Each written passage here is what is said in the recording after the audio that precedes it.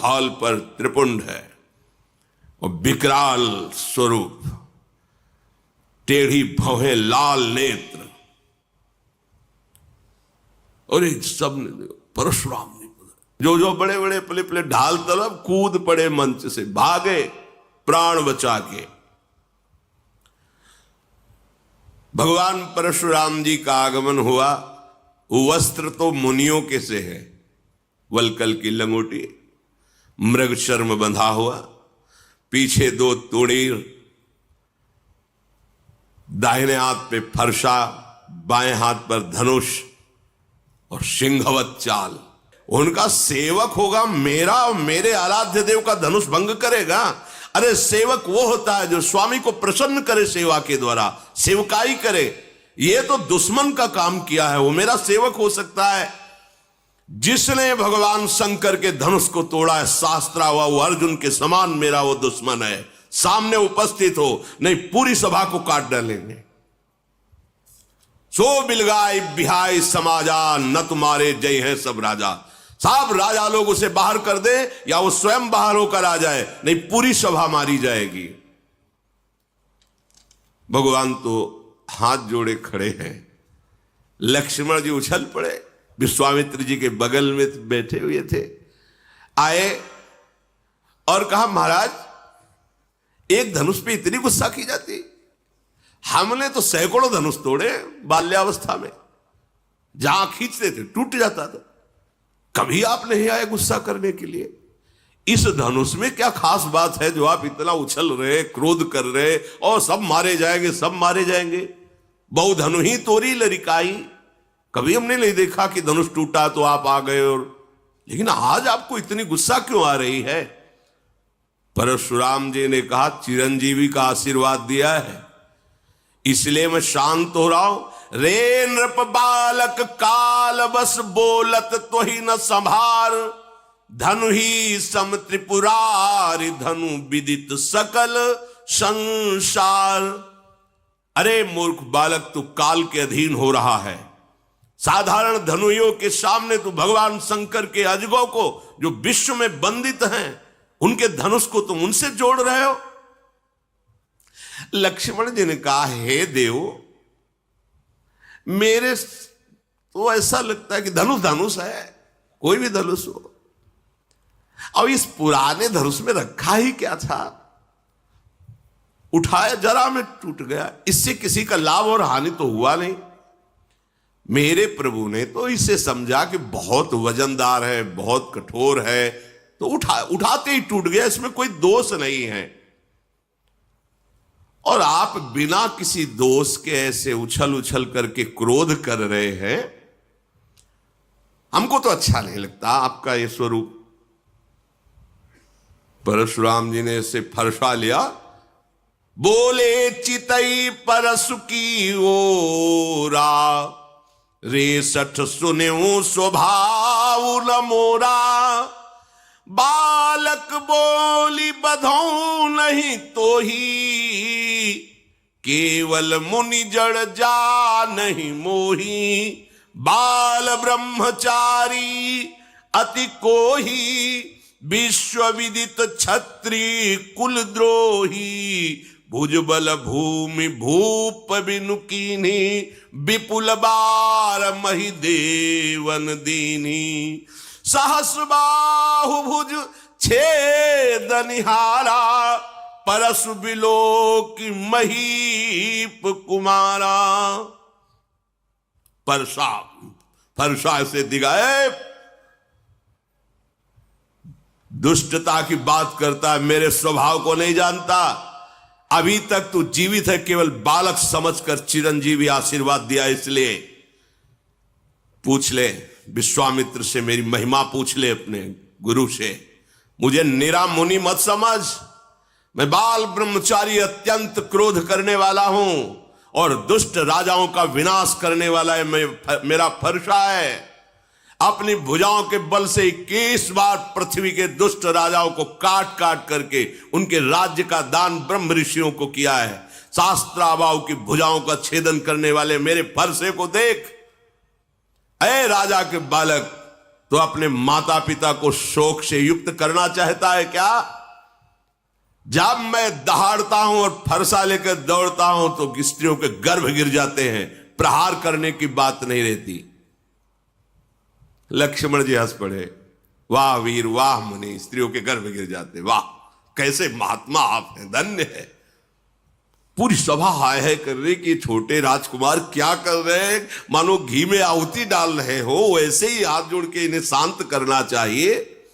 लक्ष्मण जी ने हंस करके कहा कि अब समझ में आया कि आप कितने जोर के योद्धा हो, पर हम आपको बता दें कि फूंक से पहाड़ नहीं उड़ाया जा सकता। भूल में मत रहना, बालक समझकर कहीं भूल में मत रहना, फूंक से पहाड़ नहीं उड़ाया जा सकता। ये बार बार जो है जो फरसा दिखा रहे हो, तो यहां कुम्हड़ बतिया को नाही, जे तर्जनी देख मर जाही। यहां कोई कुम्हड़ा की बत्तियां नहीं कि अंगुली दिखा दोगे सूख जाएगी, कि तुम्हारा फरसा बार बार दिखा रहे ना कि फरसा दिखा दियो हम डर जाएंगे। फूंक से पहाड़ उड़ाने की कोशिश मत करो, हमें निरा बालक मत समझो। आपको प्रणाम किया है तो सिर्फ मुनि वेश देख करके, ये जो आप फरसा धनुष बाण, ये मुनि वेश के विपरीत है। मैं अभिमान से नहीं कहता हूं, आप सच्ची समझ लो, मुझे केवल बालक मत समझना। अगर हम आपसे अभी नम्रता से पेश हो रहे हैं तो उसका कारण है, भृगुसुत समुझी जनेऊ बिलोकी, जो कछु कहो सहस ऋषिरों की।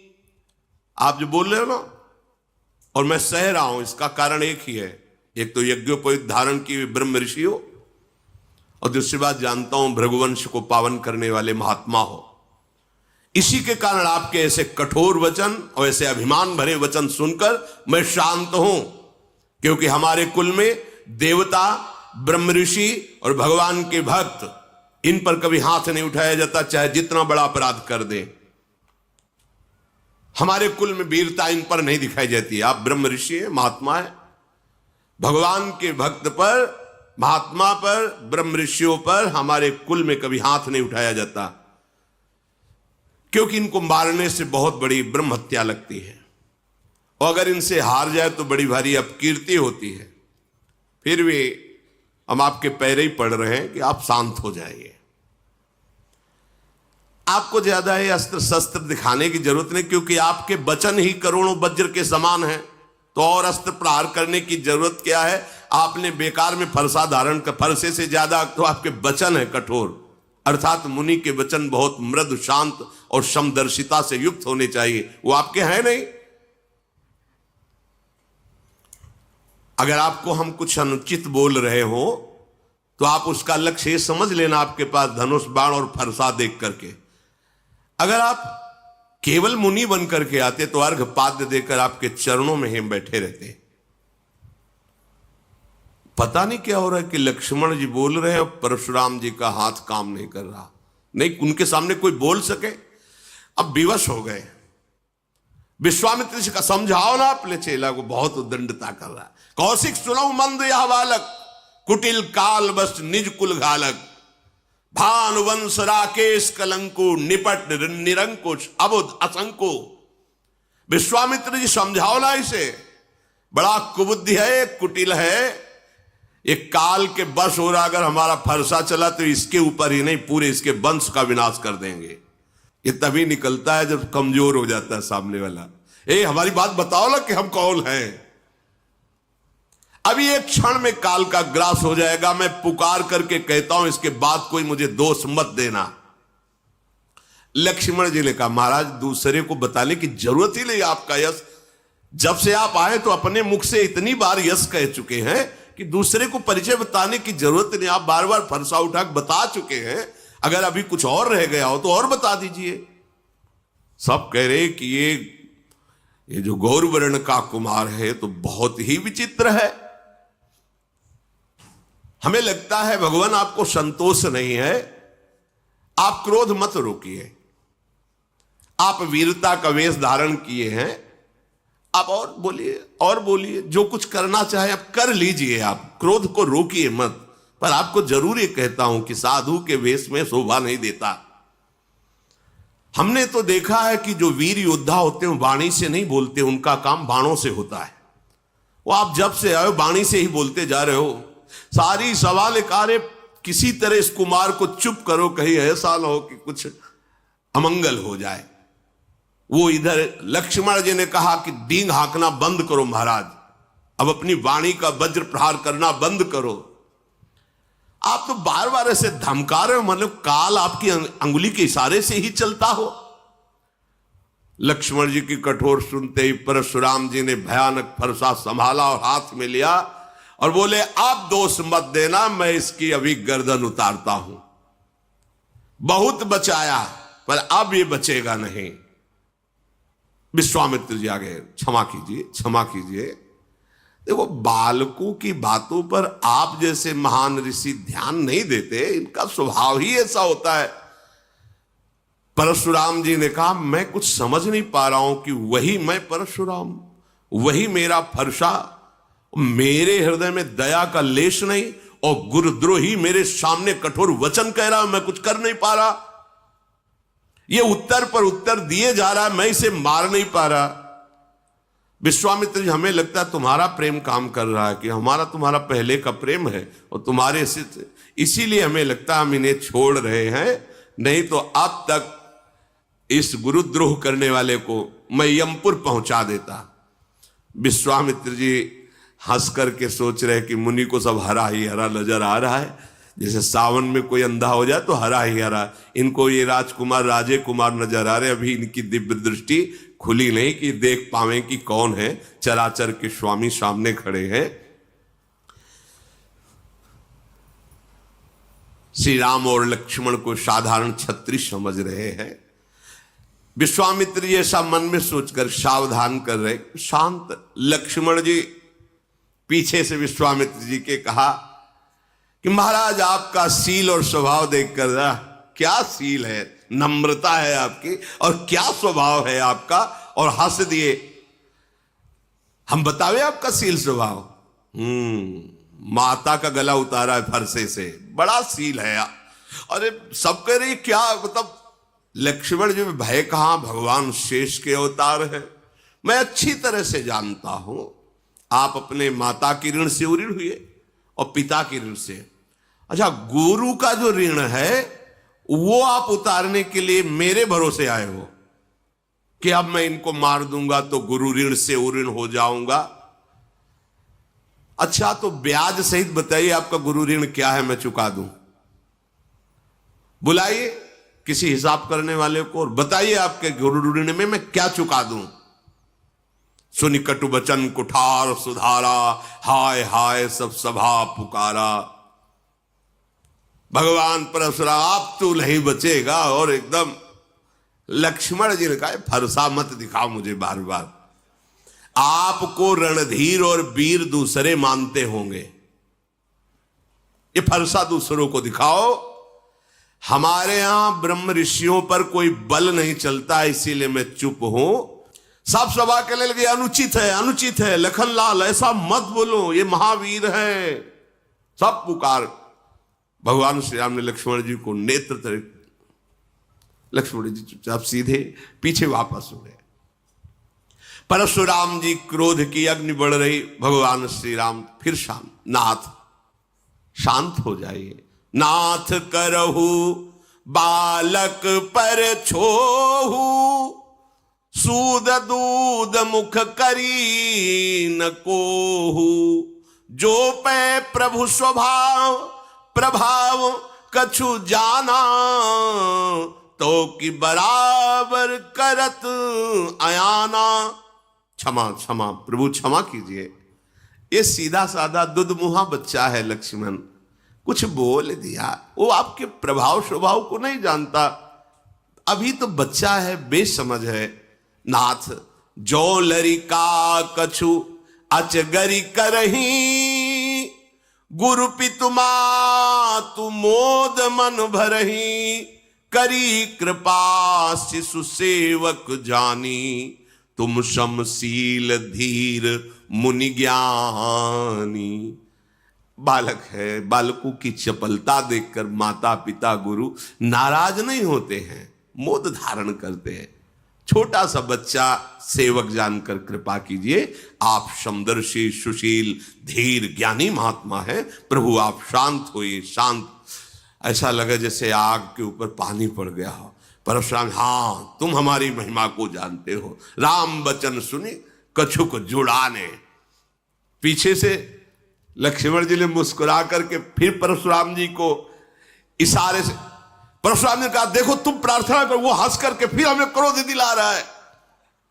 ये बड़ा, और राम जी के पीछे से इशारा करे, बहुत जोर के मुनि हो तो, और हंस लक्ष्मण जी की हंस, और राम जी हाथ जोड़कर गंभीरता, आप महामुनि धीर वेग, और लक्ष्मण जी हंस के, हमें पता है कितने बड़े तुम वीर हो। उन्होंने कहा कि राम तोर भ्राता बड़ पापी, ये बड़ा पापी है, मुझे वहां से फिर जला रहा है, तुम इसे दुधमुआ बच्चा कहते हो। अरे गौर शरीर श्याम मन माही, कालकूट मुख पय मुख, ये दुधमुआ नहीं जहरीला है, भगवान शेष के अवतार है, दुधमुआ थोड़ी है। जहरीले ऐसे जहरीले कि उन्हीं के तेजाग्नि से संपूर्ण प्रलयाग्नि प्रकट होती है और सब सृष्टि का लय हो जाता है। ये गोरे बदन वाला जो छोटा कुमार है, तुम इसे दुधमुआ कह रहे हो, दुधमुआ नहीं, ये विषमुआ है, बड़ा टेढ़ा है, तुम जैसे सील स्वभाव वाले हो ऐसा नहीं है वो। तुम्हारे पीछे देखो हमको फिर चिढ़ा रहा है, देखो चिढ़ रहे भगवान परशुराम। इतने महामुनि और लक्ष्मण जी जाए सारे, तो वो फिर देखो बोला, गुस्सा हो रहे। लक्ष्मण जी ने खुल के हंस के कहा कि मुनि आपको आज तक ये ज्ञान नहीं हुआ कि क्रोध करना पाप है। इस क्रोध के वशीभूत होकर के बड़े अनुचित हो जाते हैं कार्य, पूज्य जनों की हिंसा हो जाती है। आपको इतना ज्ञान नहीं कि आपको क्रोध नहीं करना चाहिए। वैसे तो आप मुनिराज हैं, मैं सदैव आपके दासत्व को ही स्वीकार करता हूं, ऋषियों की दासता स्वीकार करता हूं। अब तो क्रोध त्याग दीजिए। धनुष टूट गया, अब जुड़ेगा तो है नहीं। खड़े खड़े बार बार उलर रहे हो आप, तो पैर दुखने लगे होंगे। आसन पे बैठ जाओ, आपके पैर थोड़ा विश्राम कर ले, बैठ जाइए। अगर धनुष के बिना आपको चैन न पड़े तो हमारे अयोध्या में ऐसे कारीगर हैं, हम अभी बुलाते हैं, एक क्षण में धनुष को जोड़ देंगे। कारीगरों से जुड़वा के आपको धनुष देंगे। लक्ष्मण जी जब ऐसी बातें, जनक जी थर थर कांप रहे हैं और हाथ जोड़ के कह रहे हैं बस चुप रहिए, चुप रहिए, आप ऐसी बातें क्यों कह रहे हैं। जनकपुर के सब स्त्री पुरुष कांप रहे, मन ही मन कह रहे कि बना बनाया काम परशुराम जी वैसे ही क्रोधित थे, ये छोटा कुमार और आग में घी की आहुति डालता जा रहा है। लक्ष्मण जी की निर्भय वाणी सुनकर भगवान परशुराम जी का क्रोध और बढ़ रहा है, पर हृदय में कोई क्रिया नहीं हो रही। वाणी से तो बोलने पर हृदय एकदम शांत है, ना तो मारने की इच्छा हो रही है, एकदम हृदय शीतल, क्योंकि सामने साक्षात भगवान श्री राम विराजमान है। ये मन का मैला, शरीर का सुंदर, ऐसा लग रहा है जैसे विश्व में से भरा सोने का कलश हो। इसको भाई बस शांत कर दो, परशुराम जी सबसे इसको शांत कर दो। लक्ष्मण जी ने हंस करके कहा कि और किसी को कहने की जरूरत ही क्या है महाराज, आपका शांत वेश देखकर वैसे ही हम शांत हैं। मतलब आपका तो खुद अशांत स्वरूप हो रहा है इस समय। प्रभु श्री राम ने ऐसे देखा, अब शांत रहिए। लक्ष्मण जी सकुचा गए और विश्वामित्र जी बुलाए, लक्ष्मण जी को पास बैठाला। भगवान श्री राम हाथ जोड़े और विनय के साथ कोमल वाणी में कहा, प्रभु आप सुजान हो, बड़ा सुंदर स्वभाव आपका है, आप उस बालक की तरफ से मैं क्षमा मांगता हूं। देखो बालकों का स्वभाव जैसे बरैया होती ना, वो बैठेगी उसका स्वभाव है, और अगर वो जरा सा डंक मारेगी तो वो फूल जाता है, जलन होती। ये बच्चों का स्वभाव, खेल खेल में कुछ अमंगल कर सकते हैं। जो साधु जन होते हैं, बड़े बूढ़े जन होते हैं, बच्चों पर दोष नहीं देखते हैं। आप कृपा करो, नाथ जानना चाहते हो कि धनुष भंग करने वाला अपराधी कौन है? तो अपराधी मैं आपके सामने हूं। ये धनुष भंग अपराध मेरे से हुआ है। यदि आप अपराधी जानना चाहते हो तो मैं हूं। स्वामी, अब चाहे आप कृपा करो या क्रोध करो, वध करो या बंधन में डाल दो, जैसा आप समझे। मैं आपका दास हूं, आप जैसा चाहें वैसा आप हमारे साथ बर्ताव करें। मुनिराज, जिस तरह से आपका क्रोध दूर हो वो उपाय कर लो। मुनि ने कहा कि क्रोध कैसे जाए? अब भी वो विश्वामित्र जी के पास बैठा हुआ टेढ़ा ही हमारी तरफ देखा, और इनकी भी दृष्टि वही लगी लक्ष्मण जी के ऊपर। वो होता है ना, एक बात और है, जो चिढ़ने लगे ना तो उसको लोग और चिढ़ाते हैं। जैसे तुम्हें कोई कहे चिढ़ा, और आप चिढ़ो ना तो फिर वो धीरे धीरे शांत हो जाएगा। और परशुराम जी चिढ़ रहे, ऐसा स्वभाव कभी नहीं देखा गया इनका। पर आज भगवान का प्रभाव और स्वभाव ऐसा है कि वो सब हैं तो भगवान के अंश ही ना, वो अहंकार नहीं रहने देते। किसी सुनहु राम कर सहज स्वभाव, जन अभिमान न राखे काऊ। परशुराम जी की विनय राम जी कर रहे, पर राम जी पर नहीं देख रहे, लक्ष्मण जी की तरफ देख रहे। जो विश्वामित्र वहां से वो मुस्कुरा के ऐसे बोले, फिर भी देखो वहां से हमारी हंसी उड़ा रहा है और वो टेढ़ा ही देख रहा है। अब तो इसकी गर्दन पर कुठार ना चलाया तो मेरा क्रोध करना व्यर्थ चला जाएगा। अरे जिस कुठार की घोर आवाज सुन करके दुष्ट राजाओं की स्त्रियों के गर्भ नष्ट हो जाते थे, उस फरसे को मैं धारण किए, फिर भी ये राजपुत्र जीवित है, मेरा हाथ क्यों नहीं चल रहा? मेरे क्रोध से तो छाती जल रही, पर मैं कुछ कर क्यों नहीं पा रहा? क्या हो रहा है मेरे को? ये विपरीत दशा कैसी, ये विपरीत स्वभाव कैसा? पता नहीं इस समय मेरे हृदय में क्या हो रहा है। भगवान परशुराम जी कह रहे, मुझे लगता है कि मेरे हृदय में जो कभी नहीं थी वो दया आ गई क्या मेरे हृदय में, इसीलिए दुस्साह दुख सह रहा हो। लक्ष्मण जी ने वही से मुस्कुरा के कहा, सिर नवा के कि महाराज आपकी दया भी आपके स्वरूप के अनुकूल ही है। मतलब दया भी, ये दया है, हाहाकार मचा दिए, ये दया है आपकी, ऐसा मान। और आप जब बोलते हैं महाराज तो ऐसा लगता है फूल झड़ रहे हैं। महाराज जब आपकी दया में ये हालत है तो जब आप निर्दयता करते होंगे तो क्या होता होगा? दया में तो जल रहे हैं, और जब निर्दयता आएगी तो क्या होगा? अगर क्रोध आ गया तो हमें लगता है आप ही का शरीर भस्म हो जाएगा। परशुराम का देखा झलक, देखा, अब हम शांत हो रहे थे, फिर इसने आग लगा दी है। अब तो पक्का ये यमराज का अतिथि बनेगा। नहीं तो एक बात है, इसको मेरी आंखों के सामने से हटा दो। पता नहीं क्या हो रहा, परशुराम जी बार बार कहते पक्का, और फिर बोले एक उपाय है जनक जी, इसको सामने से हटा दो, मेरे सामने से हटा दो। ये राजपुत्र को देखते ही मुझे गुस्सा। लक्ष्मण ने हंसकर कहा, महाराज उनको हटाने की जरूरत नहीं, ऋषियों का एक स्वभाव होता है जिसे नहीं देखना चाहते आंख बंद कर लेते हैं। आप आंख बंद कर लीजिए तो मान लीजिए कोई है ही नहीं। लक्ष्मण जी ने कहा, मूंदे आंख कतहु को नहीं, हटाने की जरूरत नहीं, आप अपनी आंख मूंद लीजिए। परशुराम तब राम प्रति बोले उरयति क्रोध, संवत्सरासन तोरि सठ करसि हमार प्रबोध। क्रोध धारण करते हुए भगवान राम से कहा, तू भी उसी का भाई है ना? बार बार विनय करता है और भगवान शिव के धनुष को तोड़ा और हमें ज्ञान सिखाने चला है। तेरा भाई तेरी ही सम्मति से मुझे कटुवचन बोलता है और तू आकर छल से हाथ जोड़कर मुझे शांत करना चाहता है। आज मैं युद्ध में तुझे परास्त करूंगा, क्योंकि तेरा नाम राम है ना।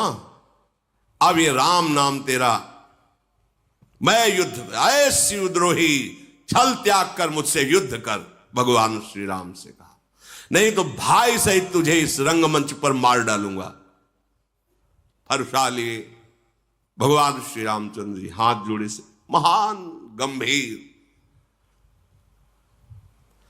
जब परशुराम जी बार बार, भगवान रामचंद्र जी ने मन में विचार किया कि लक्ष्मण जी की चेष्टा से क्रोध आ रहा है, बस लक्ष्मण जी पे चल नहीं रही, तो हमारे ऊपर फरसा चलाना चाहते हैं। टेढ़ जान शंका सब काहू, वक्र चंद्रमा ग्रसै न राहु, बहुत सुधाउते बड़ दोषु। हमें लग रहा है कि उधर तो लक्ष्मण जी कटाक्ष वाले और हम हाथ जोड़ रहे तो हमारे ऊपर गुस्सा करें, मतलब सीधाई में बहुत दोष है। भगवान श्री राम ने बड़े गूढ़ वचन बोले हैं। राम कहो ऋष तजिए मुनीसा, कर कुठारु आगे यह सीसा। जेहि ऋष जाय करी सोई स्वामी, मोहि जानी आपन अनुगामी। प्रभु सेवक ही समरकस, तजहु विप्रवर रोषु। बेसु बिलो के कहस कछु, बालक हूं नहीं दोष। प्रभु ये गर्दन आपके सामने, आप काट दीजिए, आप अपनी गुस्सा शांत कीजिए। मैं सदैव आपका दास हूं, तो दास और स्वामी में युद्ध कैसा? अगर बालक ने कुछ अनुचित बोला है तो आपकी समझ में, मेरी समझ में अनुचित नहीं बोला है। क्यों? क्योंकि आपका वेश ऐसा है। फरसा लिए हो, धनुष बाण लिए हो, बार बार कठोर वचन बोल रहे हो, तो आपको यह पता होना चाहिए कि रघुवंशी बालक है। सामने आकर के अगर कोई ललकारे तो दैन्य वचन और दैन्य चेष्टा करना ये रघुवंशियों में नहीं है। आपका कुठार बाण धनुषीय देख करके, वीर समझ करके वो बालक ऐसा बकाया अनुचित नहीं है आपके भेष के अनुसार। यदि आप कमंडल कुशा आसन साष्टांग दंडवत करके हाथ जोड़ करके खड़ा रहता, मुझे पता है आप बार बार फरसा धनुष, मैंने ये किया, मैंने वो किया, ये वीर वेश वीर वार्ता सुन करके उसके मन में जो बात आई वो कह दिया, वो दोष नहीं है। हम सब आपकी चरण धूल माथे पे रखते हैं। क्षमा, आप शांत रहिए, बहुत क्षमा होनी चाहिए आपके अंदर, दया होनी चाहिए, आप ऋषि हैं। अब प्रभु आप जो कह रहे हैं कि हमसे युद्ध के, तो युद्ध तो हो ही नहीं सकता, क्योंकि आप स्वामी, मैं सेवक हूं। और रही राम नाम की बात कि ये नाम, तो वैसे भी आपका हमारे से नाम बड़ा है, परशु सहित बड़ा। हमारा तो एक छोटा सा नाम राम और आपका परशुराम कैसे हो सकता है? हमारी आपकी होड़ कैसे हो सकती है? प्रभु मैं तो केवल एक ही गुण ये धनुष धारण करता हूं। आप शम दम तपस्या शौच क्षमा सरलता ज्ञान विज्ञान आस्तिकता, ये 9 गुण धारण करते हैं। हम सब प्रकार से आपके दास हैं, आपको आप क्षमा ही करनी चाहिए, ये बात नहीं कहनी चाहिए कि युद्ध कीजिए। भगवान श्री राम परशुराम जी को बार बार मुनि विप्रवर ऐसा कहा। परशुराम जी क्रोधित होकर ठहाका मारकर बोले, समझ गए तुम मुझे कोरा मुनि ही समझते हो, समझ गए, तुम ही मुझे कोरा मुनि ही समझते हो।